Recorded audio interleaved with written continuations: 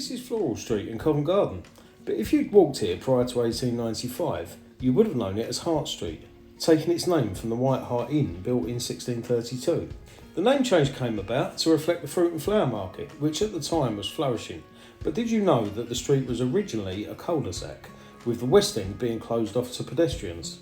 Until the early 1860s, the street was blocked west of number 24 and pedestrians could reach the adjoining Long Acre through Conduit Court. The exits at Lazenby Court and Rose Street were in use by 1690 and led in a circulatory route to King Street.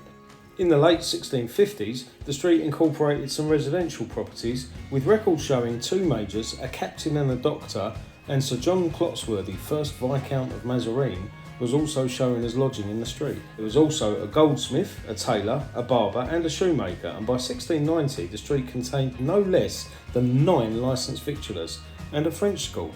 By 1703, church wardens had taken a house in the street for the parish poor, and by the mid-1700s the makeup of the street had changed somewhat, with cabinet makers, auction rooms, coach houses, stables and a stonemason all being firmly ensconced.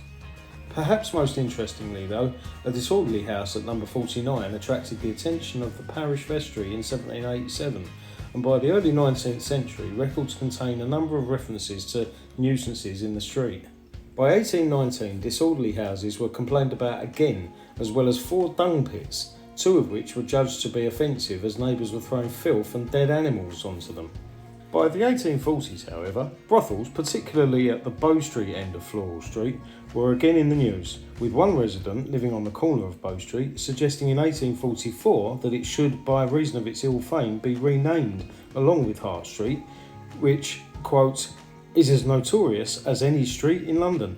Any name would be better than the old one. In 1861, the Duke of Bedford decided to undertake the expense of opening the blocked west end of Floral Street into the newly built Garrick Street, primarily to ease congestion on market days, and this was completed around 1865. At the same time, the sites whose leases had ended were rebuilt as warehouses to accommodate the fruit and flower market in Covent Garden. This in turn attracted the seed trade to the market.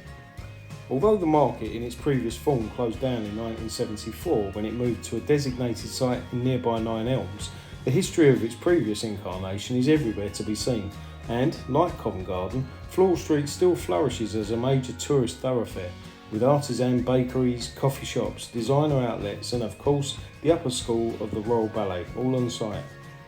And although it has changed greatly in so many ways, it still retains its historic feel, and one often wonders if the ghosts of previous centuries are just waiting out of sight in the shadows, hiding in the multiple alleys and doorways, watching silently, maybe a little jealous, as unsuspecting shoppers and sightseers enjoy all the luxuries Covent Garden and Floral Street has to offer.